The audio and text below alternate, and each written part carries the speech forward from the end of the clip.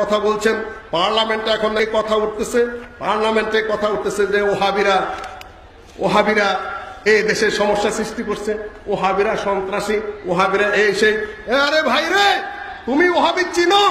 শেখ সাহেব নিজে বলতেছেন সিপাহী বিদ্রোহ এবং ওহাবি আন্দোলনের ইতিহাস আমার জানা ছিল। কেমন করে ব্রিটিশ রাজ মুসলমানদের কাছ থেকে ক্ষমতা কেড়ে নিয়েছিল, কি করে রাতারাতি মুসলমানদের সর্বশান্ত করে হিন্দুদের সাহায্য করেছিল, মুসলমানরা ব্যবসা বাণিজ্য জমিদারি সিপাহীর চাকরি থেকে কিভাবে বিতাড়িত হলো, মুসলমানদের স্থান হিন্দুদের দ্বারা পূরণ করতে শুরু করেছিল ইংরেজরা। কেন মুসলমানরা কিছুদিন পূর্বেও দেশ শাসন করেছে, তাই ইংরেজকে গ্রহণ করতে পারে নাই, সুযোগ পেলেই বিদ্রোহ করত। ওহাবি আন্দোলন কি করে শুরু করেছিল হাজার হাজার বাঙালি মুজাহিদরা বাংলাদেশ থেকে সমগ্র ভারতবর্ষ পায়ে হেঁটে সীমান্ত প্রদেশে যে জিহাদে শরীক হয়েছিল। জিহাদ হালাল না হারাম? শেখ সাহেবের কাছে জিহাদ হালাল।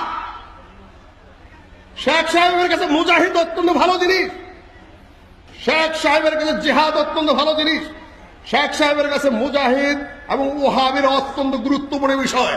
আর আজকালকার ছোকরা ফ্যাকরা রাজনীতিবিদরা যারা রাজনীতির জানে না, লেখাপড়া কোনোদিন করে না, ইতিহাস প্রসঙ্গে যাদের কোনো ধারণা নেই, শুধু চামচাগিরি আর চাটুগিরি করে যাদের ব্যবসা, মানুষের সম্পদ লুণ্ঠন করে খাওয়া, যাদের নীতি অন্যের অধিকার হরণ করা, যাদের রাজনৈতিক কর্তব্য বলে মনে করে একজনের জায়গায় অনুমতি ছাড়া বসা হারাম, ওয়ালা ইয়াজলিসান্না আলা তাকরিমাতি আখি, একজনের চেয়ারে আরেকজন তার অনুমতি ছাড়া বসতে পারে না।